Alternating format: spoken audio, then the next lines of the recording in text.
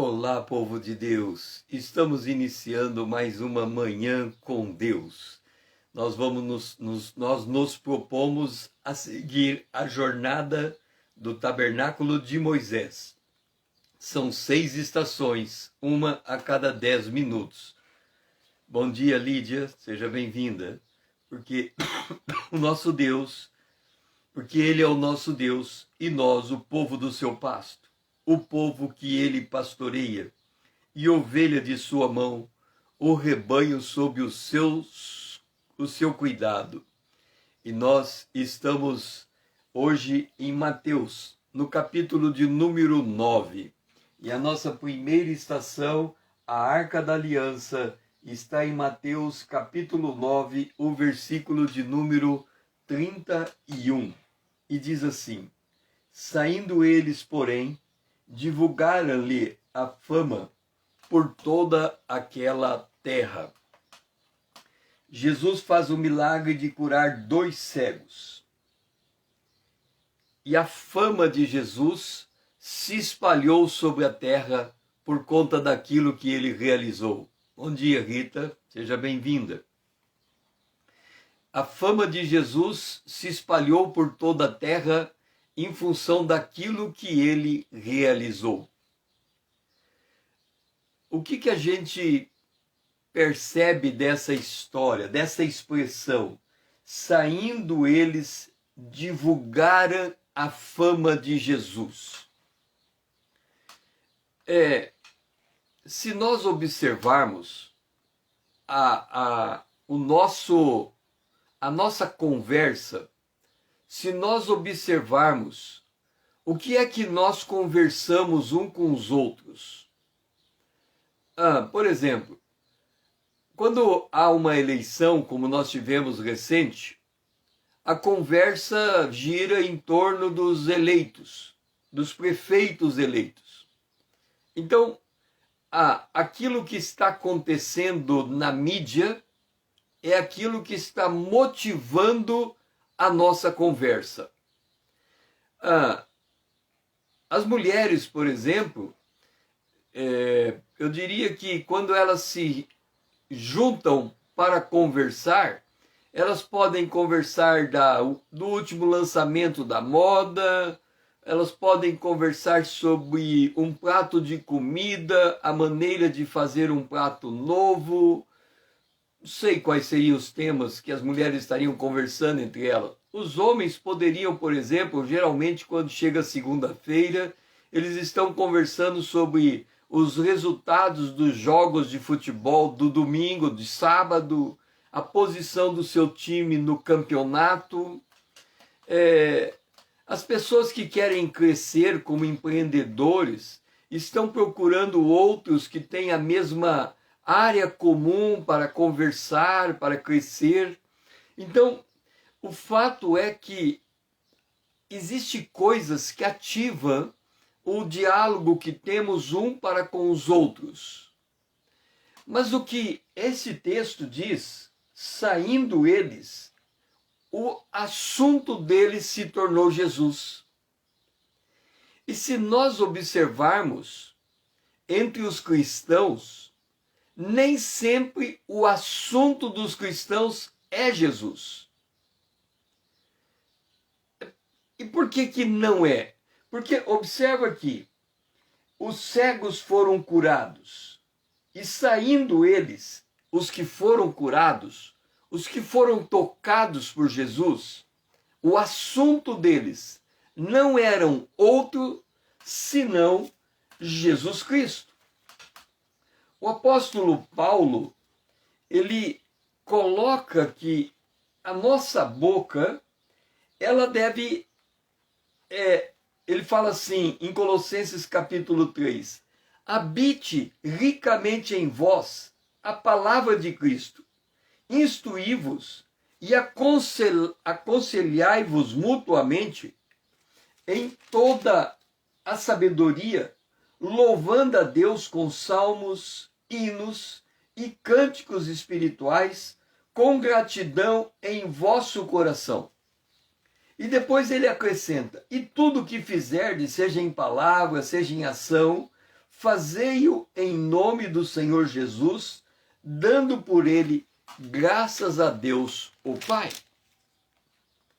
Será que é isso que acontece conosco quando nós, por exemplo, passamos aqui amanhã com Deus e quando nós saímos daqui? Será que a gente consegue manter com uma outra pessoa o diálogo daquilo que Deus está fazendo conosco? Será que Deus, ele se torna para nós a causa, a razão da nossa conversação? Será que o interesse que nós temos pela glória de Deus, ela consegue romper a nossa individualidade para impactar a nossa convivência, a nossa comunidade? O que a gente observa é que as pessoas, elas muitas vezes querem edificar a sua fé como um diálogo entre ela e Deus. É por isso que existe tão pouca manifestação da presença de Deus ou do impacto do poder e da manifestação de Deus no nosso dia a dia.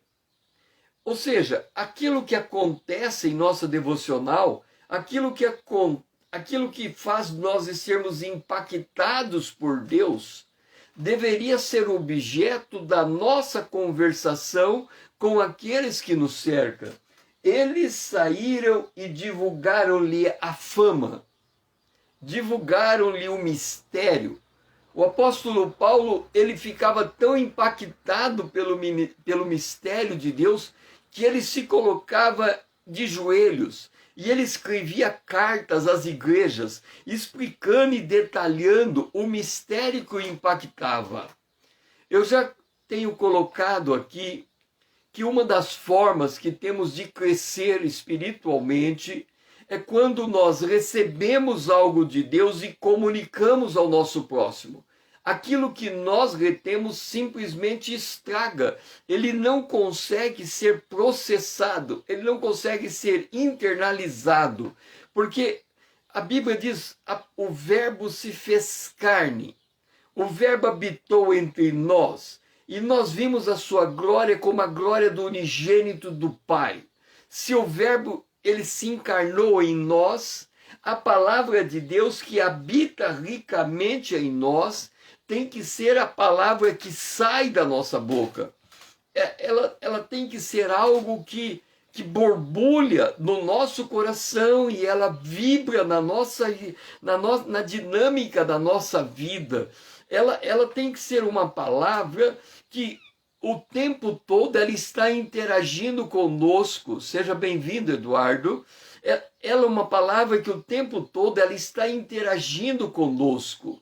Então, quando nós entramos na presença de Deus e recebemos uma palavra de Deus, ela entra nos nossos ouvidos, passa pela nossa mente através da meditação, penetra o nosso coração, toca as fibras do nosso ser, move as nossas emoções e jorra pela nossa boca.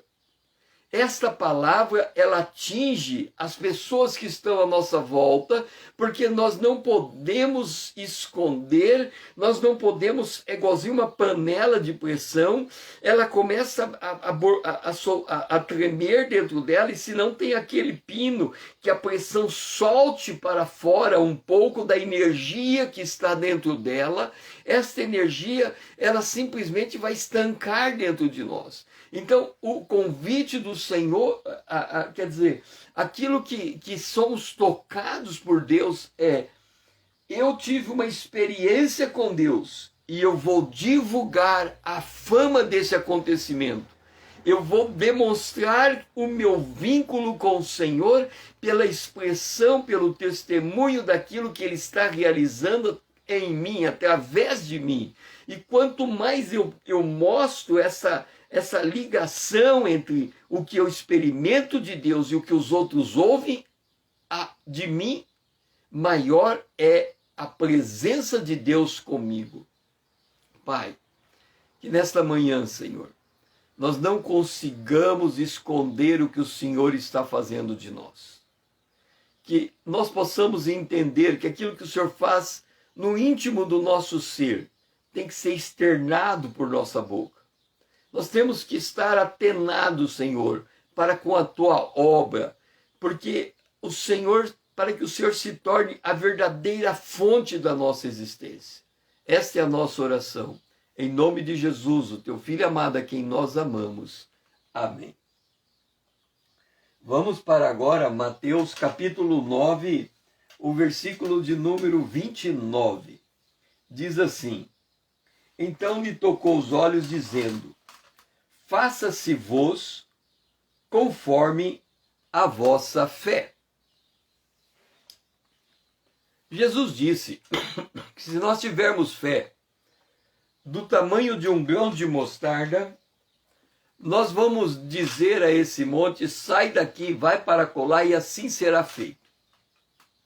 Deixe-me dizer uma coisa para vocês. O nosso Deus é o Deus que habita nos céus.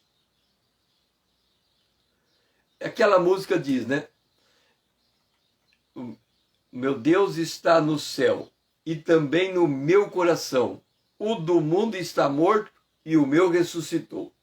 O meu Deus Pai eterno está no céu. O meu Deus Espírito Santo está no meu coração. O meu Deus, Filho unigênito do Deus eterno, morreu e ressuscitou.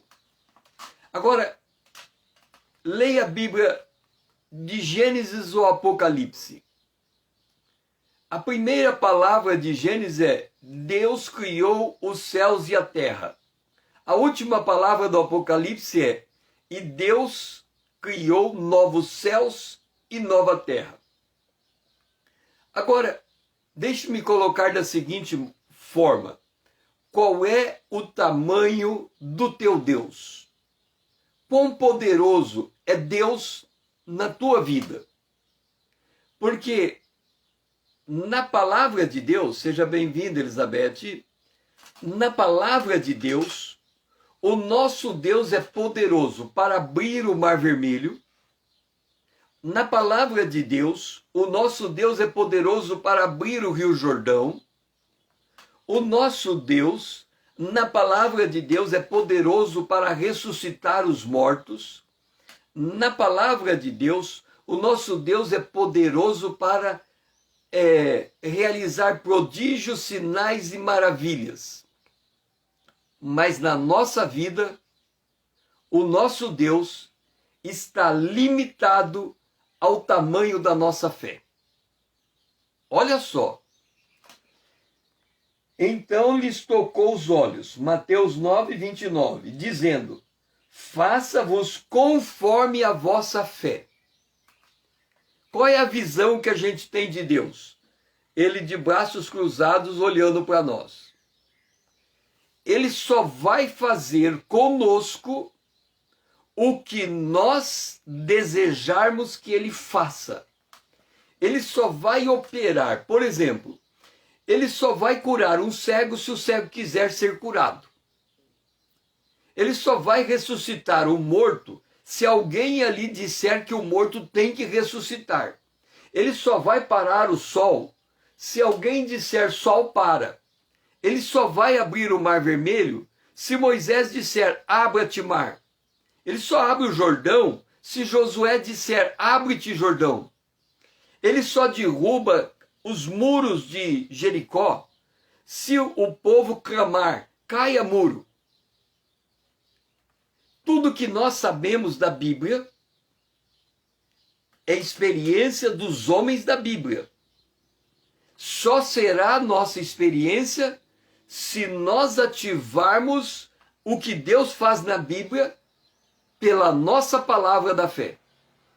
Portanto, Deus, a vida que nós temos está limitada ao tamanho do Deus que nós concebemos. Veja a nossa responsabilidade. O Deus que nós concebemos, porque quando a gente lê o Deus da Bíblia, ele não tem limite no seu poder, mas esse mesmo Deus que está conosco está esperando o quão limitado nós somos para ele definir o seu poder. Então, a nossa fé, o tamanho da nossa fé, é que vai ativar o poder de Deus. Em Jeremias, olha só o que está escrito em Jeremias. Eu não vou saber aonde está esse texto, mas diz assim: Deus disse, assim como eu trouxe o mal, olha só, assim como eu trouxe o mal para a sua vida, eu também vou trazer o bem. Você deve falar assim, mas pera lá, como que Deus pode trazer o mal na nossa vida? Pensa você quando você não era convertido. Pensa você no pecado que você cometeu e na consequência daquele pecado. Quando Deus diz, eu trago mal na tua vida, ele está dizendo, você é responsável pelo mal que você pratica. E você vai colher o mal que você pratica, as consequências dele. A consequência do pecado está quando Deus disse no Éden, se você comer da árvore prometida, você morre.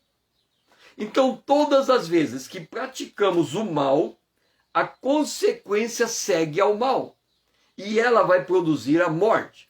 Agora, Deus diz assim, da mesma maneira como você praticando o pecado, você sofre a consequência do pecado, porque eu declarei que você é responsável pelo seu pecado, e ele vai trazer para você consequência do mesmo modo, na mesma certeza que você tem, que quando você fez errado, você colheu o teu erro, a mesma certeza é a que Deus está dizendo que quando você desenvolve a tua fé, você vai colher de acordo com a fé que você tem. Então, olha para o teu pecado e olha para a consequência do teu pecado. Isto é cumprimento da palavra de Deus. Da mesma maneira como Deus agiu para cumprir o consequente do teu pecado, ele vai agir para cumprir o consequente da tua fé. Então, a nossa necessidade é aumentar o nosso estado de consciência do poder de Deus sobre nós, da presença do Espírito dentro de nós, para verbalizarmos a fé que nós temos. É por isso que esses dois homens que foram curados, eles saíram contando acerca da fé.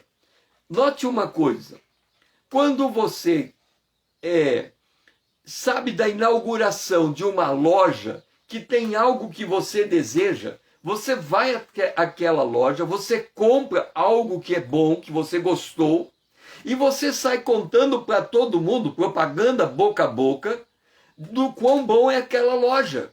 Ela impactou você. Agora, observa, o que é que da palavra de Deus está impactando você ao ponto de você sair divulgando? Então, a fé que você tem, aquilo que está acontecendo na tua vida, é o tamanho do Deus que você proclama, que você anuncia.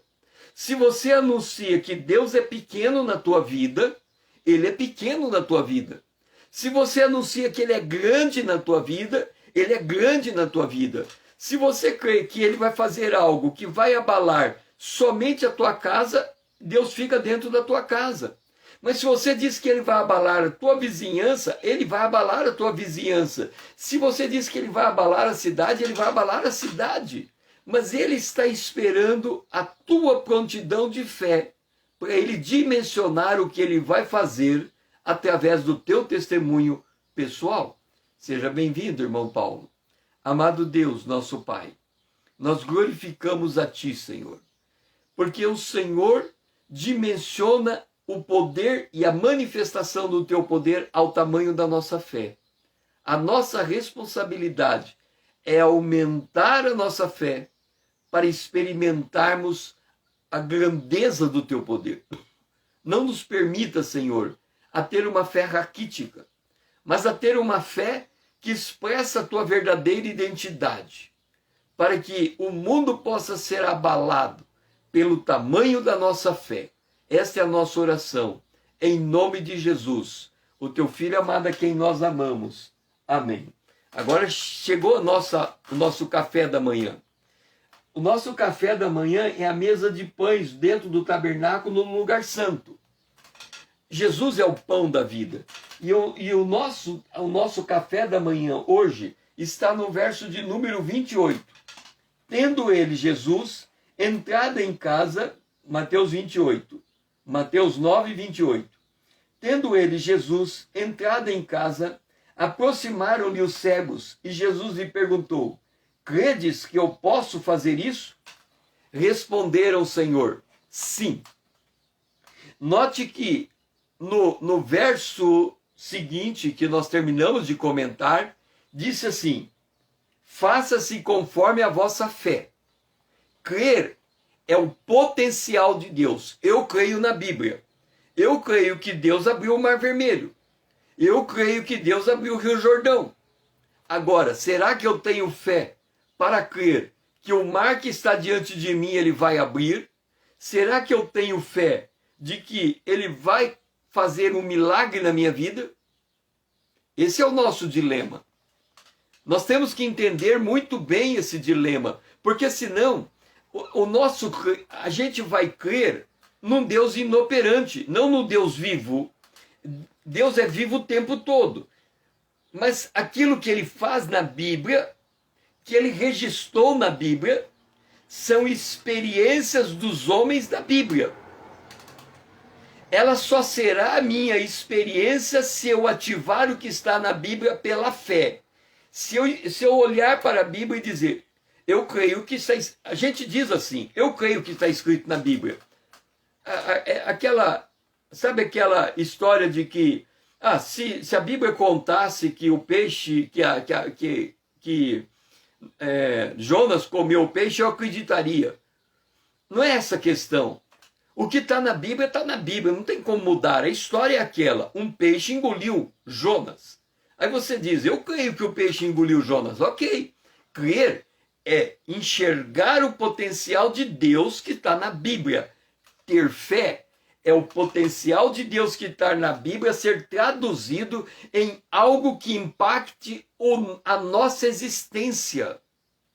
Então, muito do que nós cremos é uma crença que é acompanhada de uma incredulidade. Porque eu creio que Deus faz para os outros, mas eu não creio que Deus vai fazer comigo. Então eu estou limitando Deus na minha vida. Deus é poderoso na Bíblia. Eu conto as histórias de poder de Deus na Bíblia, mas quando eu olho para a minha existência, esta manifestação do poder de Deus, ela não se faz presente. Por quê? Porque eu não estou divulgando a fama de Jesus. A fama de Jesus não é grande o suficiente para sair de dentro do meu coração e chegar na minha boca.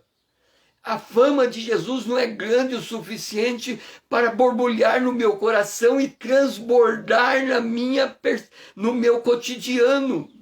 A fama de Jesus ainda não é suficiente para ela sair do meu íntimo e extrapolar a minha existência. Esse é o nosso desafio.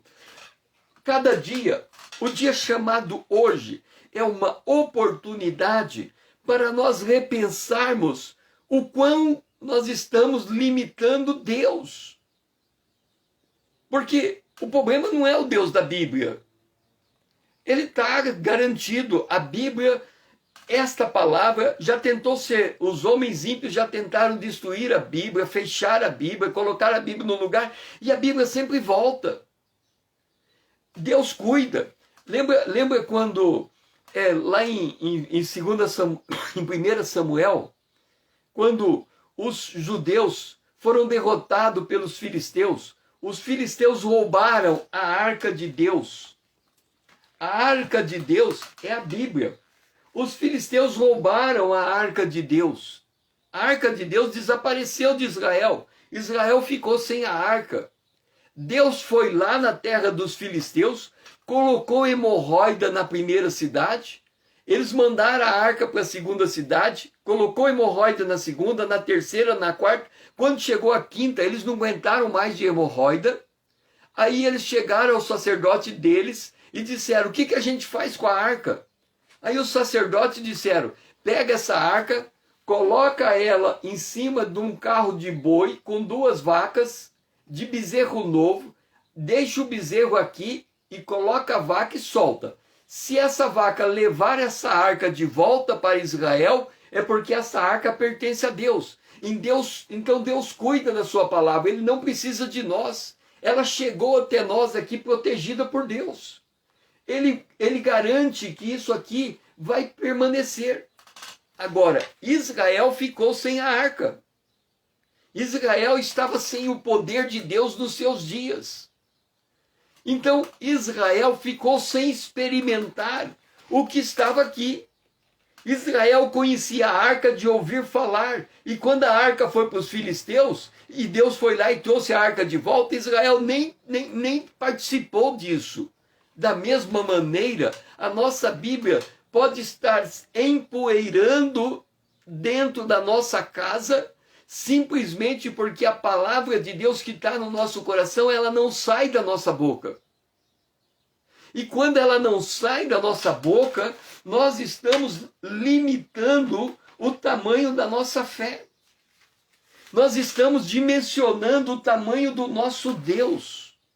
E isso é uma responsabilidade muito grande, porque nós estamos perdendo a oportunidade de Deus mudar radicalmente as condições da nossa casa, as condições do nosso ministério, as condições da nossa vida, porque nós nos sujeitamos a uma vida pequena. É nós que estamos limitando a dimensão do que Deus faz. Porque a gente diz: eu creio em Deus. Tudo bem, eu creio o que está escrito na Bíblia. A questão é, como é que eu tiro da Bíblia e ponho na minha existência? Isso é fé. Crer, e eu não estou desprezando crer, porque, entenda uma coisa, aquilo que eu quero é a vontade de Deus, ok? Eu quero. Aquilo que eu quero tem que cair no meu coração para eu desejar viver a vontade de Deus. Quando eu desejo viver a vontade de Deus com intensidade, o Espírito de Deus sela o meu coração no meu desejo. Quando ele sela o meu coração no meu desejo, o que eu desejo se transforma em crença. Então eu creio que está na Bíblia, porque Deus selou o meu coração para dizer: eu creio o que está na Bíblia.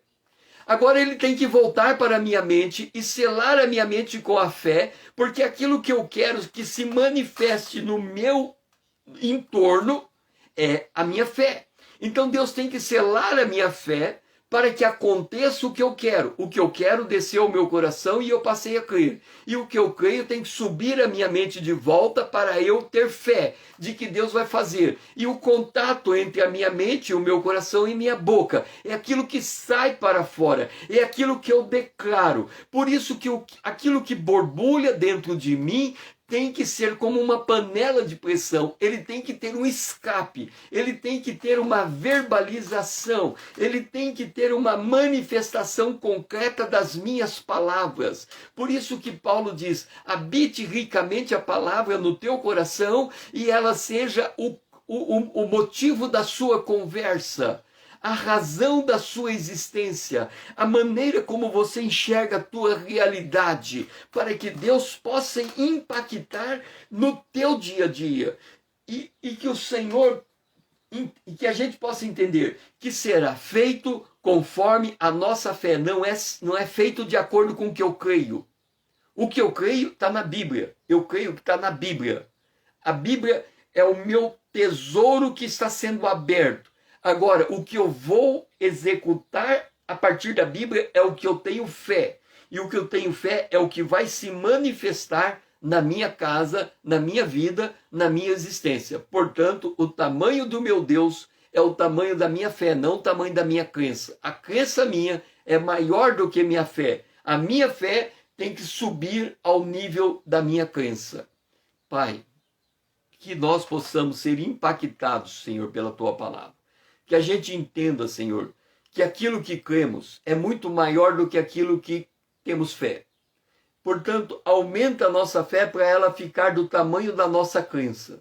De tal maneira, Senhor, que os milagres do Senhor aconteçam em nossas vidas, em nosso derredor, transformando as nossas realidades. Esta é a nossa oração nesta manhã. Em nome de Jesus, o teu Filho amado a quem nós amamos. Amém. Vamos agora para o candelabro.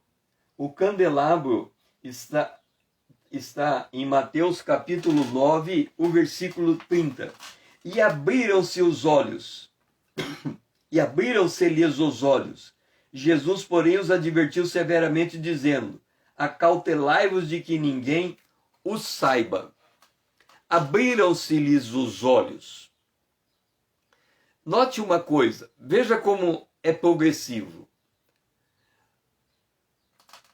Nós cremos o que está na Bíblia.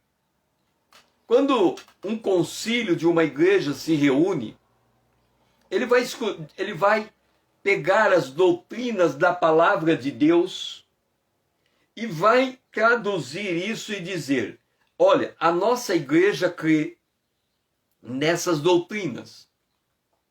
Ok? Nós cremos. Então nós cremos muito mais do que nós fazemos. A nossa fé não é do tamanho da nossa crença.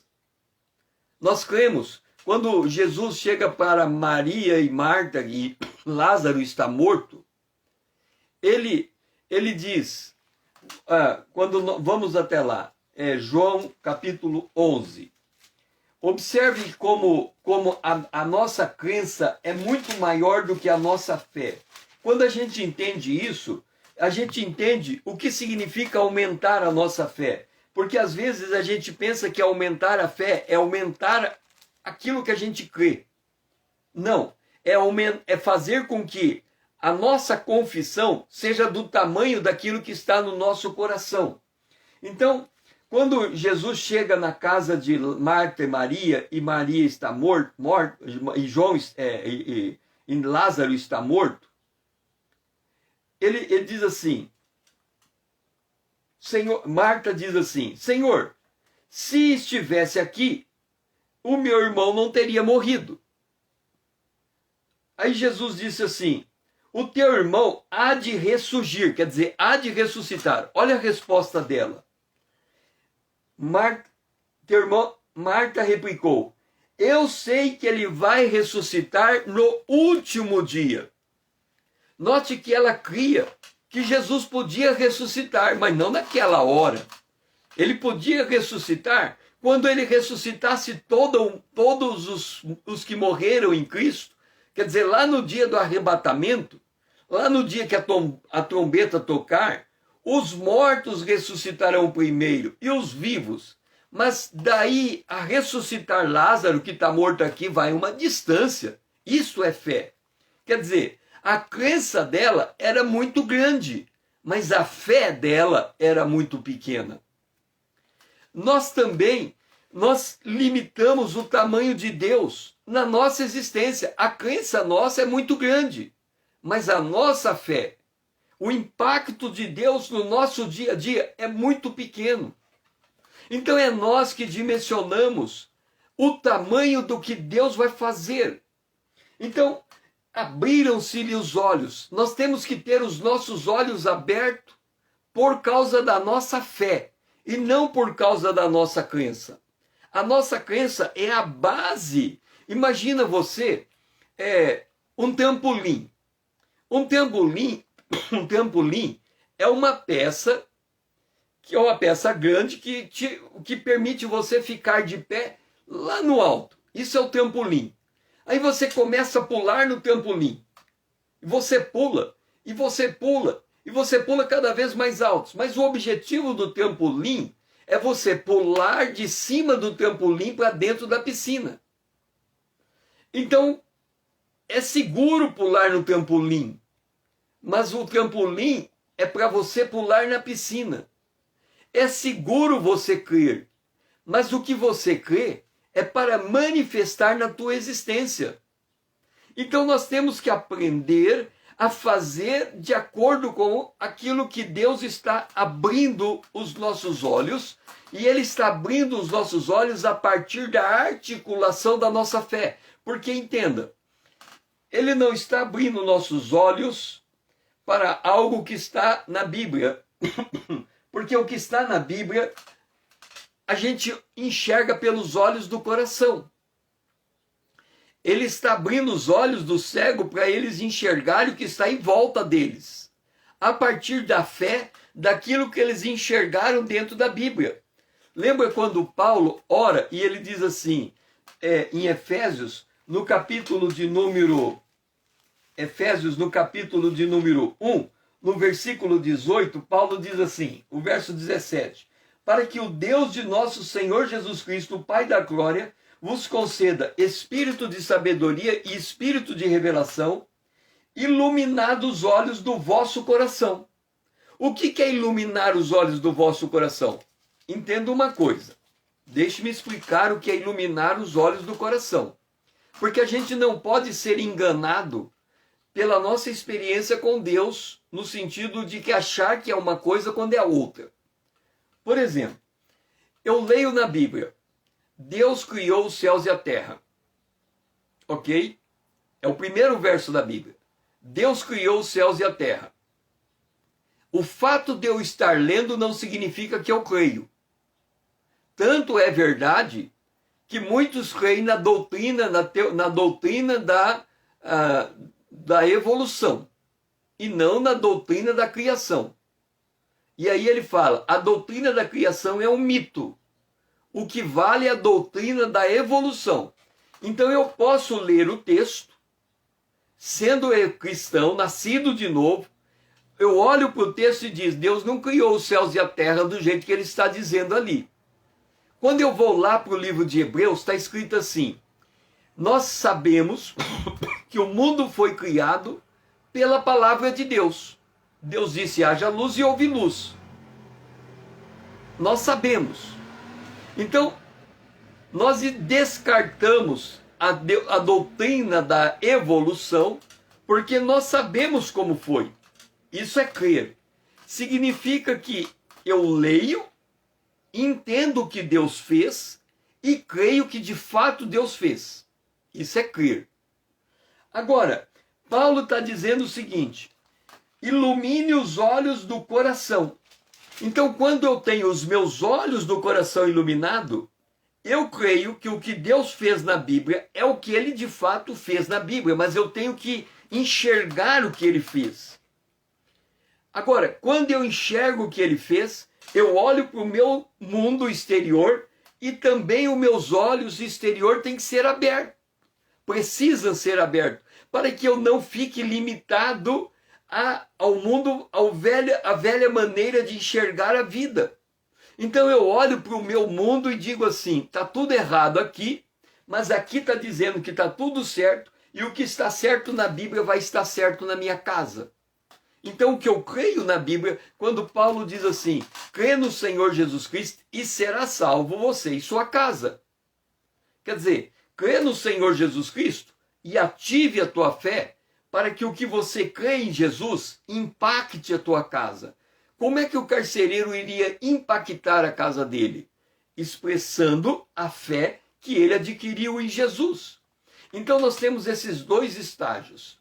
Nós temos o primeiro estágio, que é crer no que está na Bíblia, e o segundo estágio, que é fazer acontecer no nosso cotidiano, de acordo com aquilo que está na Bíblia.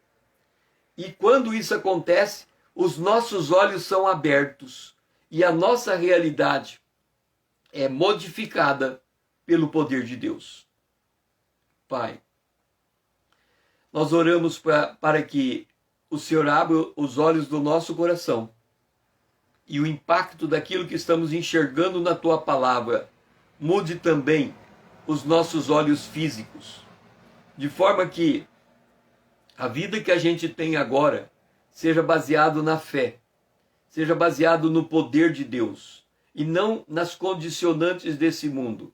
Que a gente seja impactado por aquilo que o Senhor está fazendo e não pela passividade de aceitar aquilo que está acontecendo, que a gente sabe que não provém de ti, no sentido em que o Senhor veio nos dar vida e vida abundante. Então, Senhor, que a gente possa ser uma fonte de transformação no nosso meio, pela fé que nós temos, de acordo com a crença que nós temos, para que a manifestação do teu poder se evidencie e tua fama seja contada a todos os povos. É a nossa oração, em nome de Jesus, o teu Filho amado, a quem nós amamos. Amém. Agora a gente estava no lugar santíssimo, viemos para o lugar santo, tomamos o nosso café da manhã, à luz do Espírito Santo, que a gente, sabe aquele jantar romântico? Qual que é a visão do jantar romântico? Você senta numa mesa e coloca uma luz de vela? Então, é o café da manhã com Deus, você senta numa mesa e a lâmpada é o Espírito Santo, e ele ilumina aquele ambiente. Agora nós vamos sair do lugar santo e ir para o pátio, na pia de cobre, e a pia de cobre é uma bacia de água, e a água que está naquela bacia é a palavra de Deus, e a gente tem que ser moldado de acordo com a palavra. A ideia da pia de cobre é quando você chega no espelho e penteia teu cabelo, e você penteia o teu cabelo porque o teu espelho está mostrando como você penteia. Da mesma maneira, quando você olha para a palavra de Deus, ela está mostrando como você deve viver. Então você vive de acordo com a imagem que você está tendo da palavra. Por isso que a tua fé dimensiona o tamanho do teu Deus. Porque para Deus, para ele não há limite, a não ser que você coloque esse limite para ele agir. Então nós estamos agora no verso 27. E o verso 27 diz assim: partindo Jesus dali, seguiram-no 2 cegos, clamando: tem compaixão de nós, filho de Davi. Observa que quando Jesus se movimenta, as pessoas se movimentam atrás dele. Na geografia divina, o Pai está no céu, Jesus está sentado à direita do Pai e o Espírito Santo está dentro de nós. Esta é a posição. Agora, a dinâmica desta posição é que quando nós estamos sendo apedrejados e estamos passando por um processo de morte, Jesus se levanta e ao se levantar, ele estende a sua mão para nós. É o caso de Estevão. Ele foi apedrejado e ele disse: eu estou vendo o Senhor de pé. E aí ele olha, perdoa quem está apedrejando, olha de novo para cima e diz: Senhor, recebe o meu espírito. Recebe o meu espírito. A obra de Deus começa a partir do nosso espírito humano. O nosso espírito humano, ele está intimamente ligado com o Espírito de Deus. Agora, entenda uma coisa. Paulo escreve aos Coríntios, ele escreve o seguinte: porque qual dos homens sabe as coisas do homem, senão o seu próprio espírito que nele está? Todos nós queremos viver a plenitude de Deus na nossa vida, ok? Todos nós queremos viver o Ikigai de Deus, aquilo que nos dá paixão. O Ikigai de Deus está dentro do nosso espírito humano. E a palavra de Deus diz que quem conhece a nossa verdadeira identidade é o nosso espírito humano. Agora, entenda uma coisa. O nosso espírito humano, ele não tem a linguagem humana para se expressar. O nosso espírito humano, ele usa da faculdade da nossa voz humana, mas ele expressa através de sensação, de visão. Ele é muito sutil, exige muito discernimento. Então, quando nós buscamos a razão da nossa vida, o único que sabe a razão da nossa vida é o nosso espírito humano. Por outro lado, O mesmo texto que diz que o espírito humano sabe do que Deus tem para nós.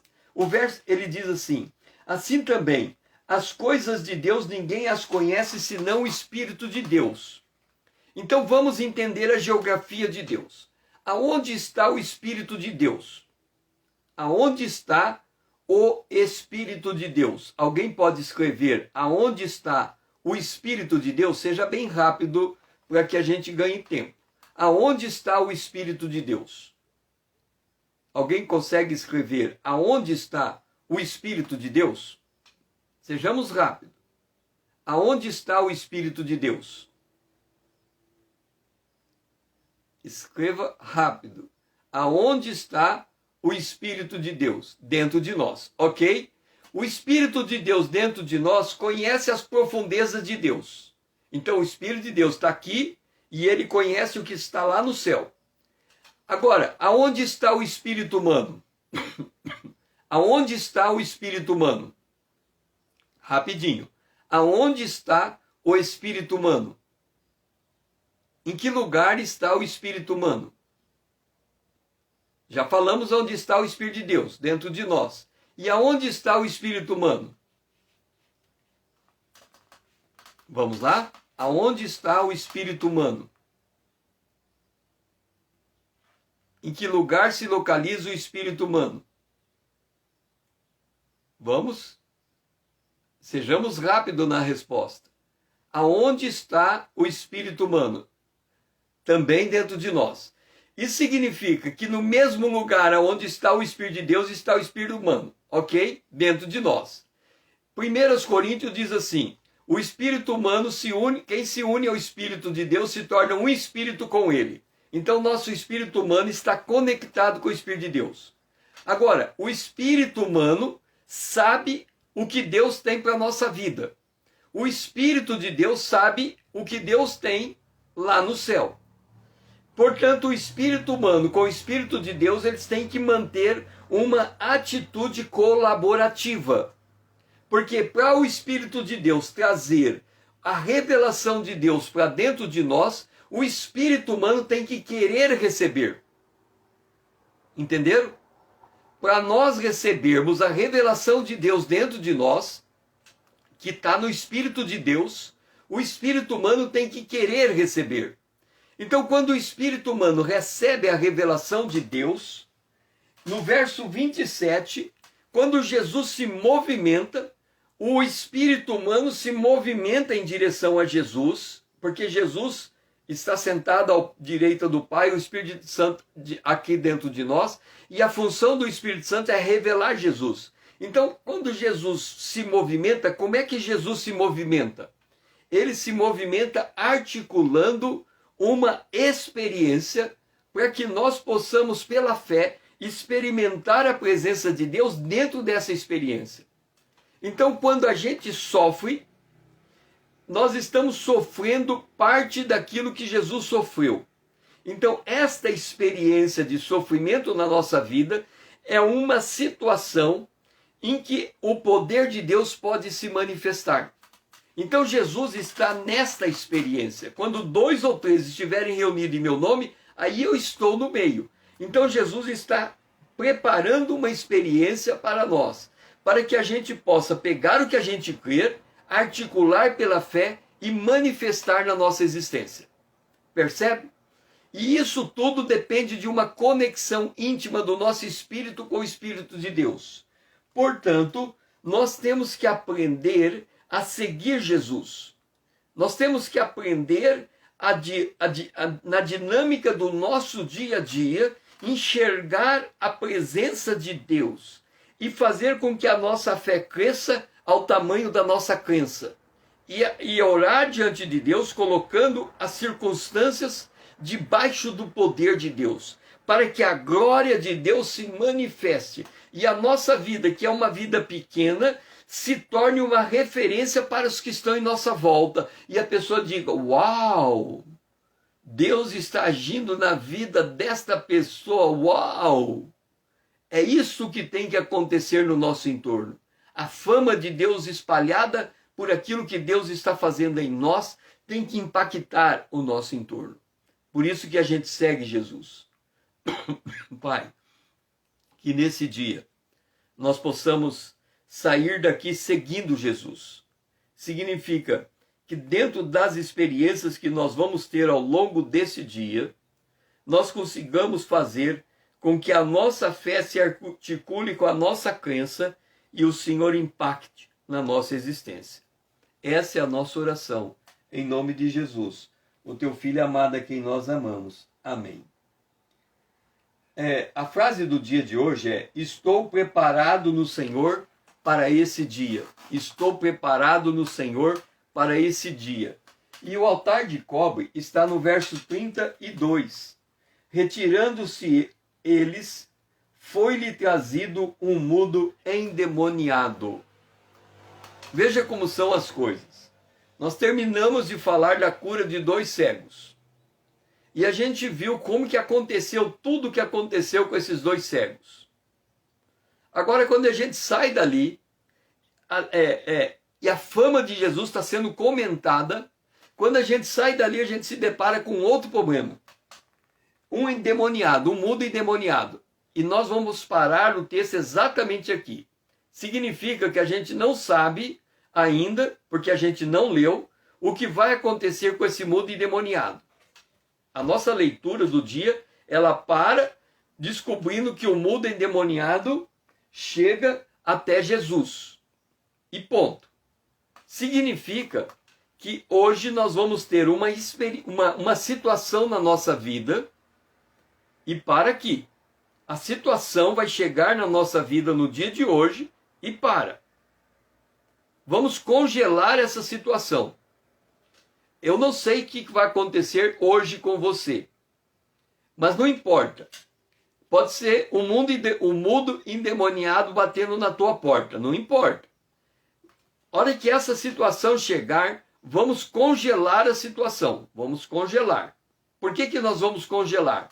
Vamos rebobinar a fita, ok?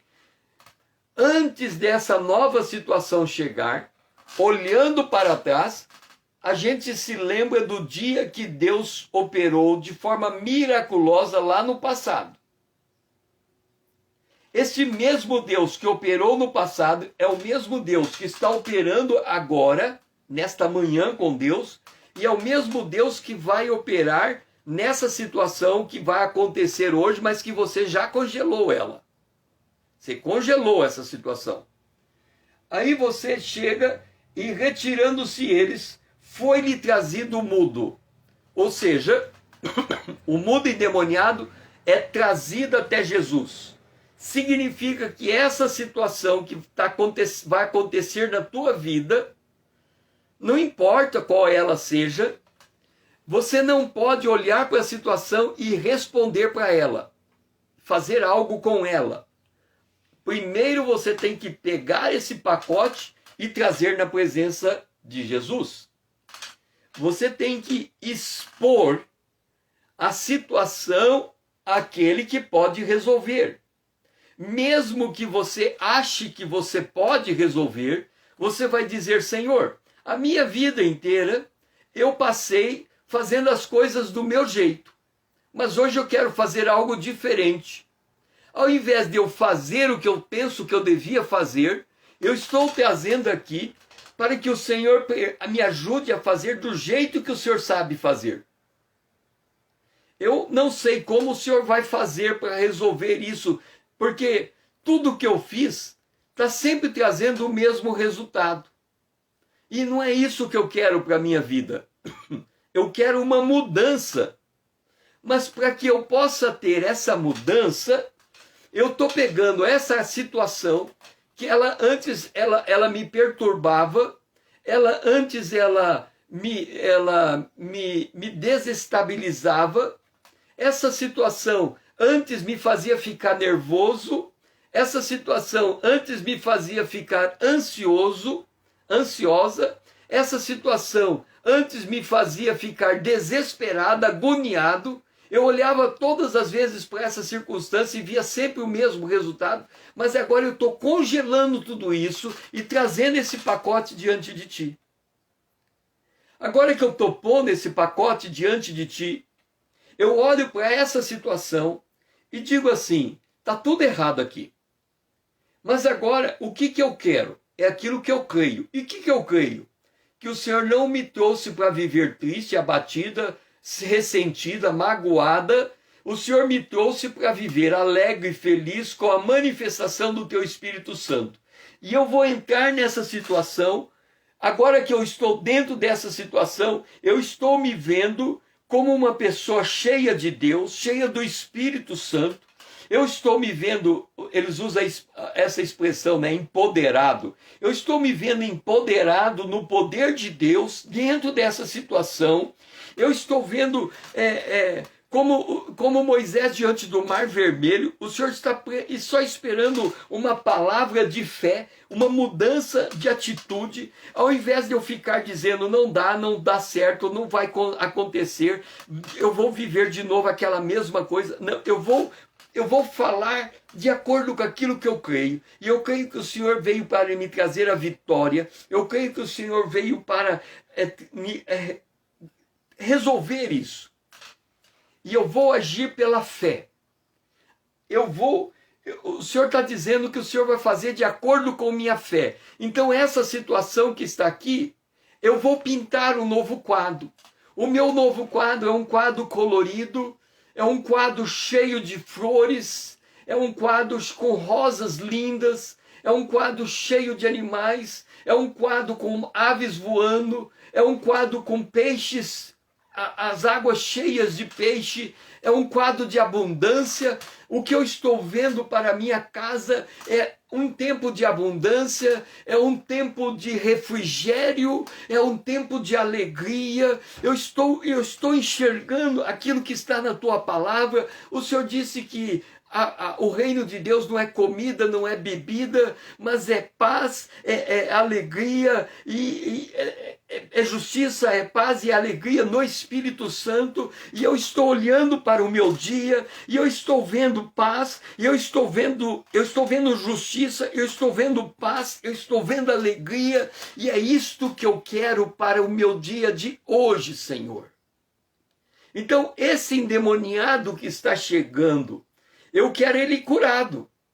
Esse endemoniado, esse mudo, eu quero ele falando. Então, se antes o meu marido, o meu cônjuge não falava comigo, eu quero ele falando comigo. Eu quero que o Senhor desperte o desejo dele de compartilhar as suas coisas comigo. Eu quero que o Senhor, o meu filho que não está conversando comigo, eu quero que ele passe a conversar comigo. Eu estou enxergando ele sentado aqui conversando e contando as suas coisas. Eu não quero forçar ele a isso, mas eu estou enxergando ele conversando comigo.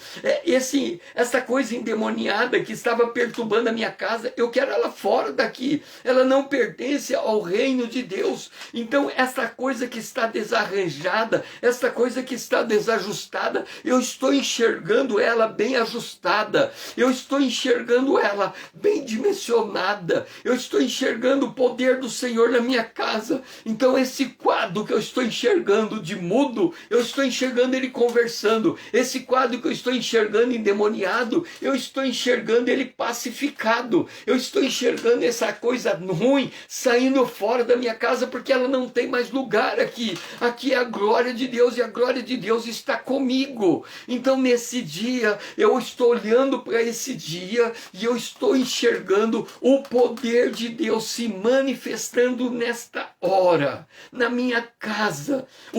A minha fé vai ser do tamanho da minha crença. Eu não vou me conformar em crer naquilo que o Senhor não faz. Eu quero aumentar a minha fé para ela chegar na dimensão do que eu creio que Deus pode fazer. Estou preparado no Senhor para esse dia, porque esse dia é um dia diferente. Esse dia eu me posiciono diferente. Esse dia eu enxergo diferente. Esse dia eu creio diferente. Eu creio no que está na Bíblia, mas eu estou trazendo o poder da Bíblia para a minha vida. Eu estou traduzindo a dimensão de Deus na minha existência. E é nesta fé que eu vou andar neste dia. Pai, sele a minha fé, porque o Senhor já selou a minha crença. Agora a minha fé vai ficar do tamanho da minha crença. O meu Deus não é pequeno. O meu Deus não é pequeno. Mas é a minha fé que fez Deus pequeno. Agora eu vou aumentar a estatura da minha fé. E ela vai ficar do tamanho da minha crença. Porque eu creio no poder do Senhor atuando na minha realidade e mudando as minhas circunstâncias pela presença do Teu Espírito. Eu oro em nome de Jesus, o Teu Filho amado. Amém. E assim, nesta palavra de fé, estamos chegando ao fim dessa manhã com Deus, preparado para o que Deus tem para a nossa vida. Qualquer que seja, está congelado e nós estamos fazendo esse movimento de trazermos para a presença de Deus. Que o Senhor seja louvado, que você possa compartilhar este vídeo quando ele estiver lá no IGVT, para outros, para que eles também tenham esse café da manhã glorioso, como nós tivemos na presença de Deus, e que nós possamos divulgar o que Deus está fazendo conosco, porque o segredo é, aquilo que está no nosso coração tem que ser igualzinho panela de pressão, ele não consegue ficar dentro de nós, ele sai para fora e ele impacta quem está junto conosco. Que tenha um dia abençoado e que você possa, ao final desse dia, relatar a fidelidade de Deus pela manifestação daquilo que você alcançou por sua fé, em conformidade com aquilo que você crê na palavra de Deus. Que o Senhor seja louvado.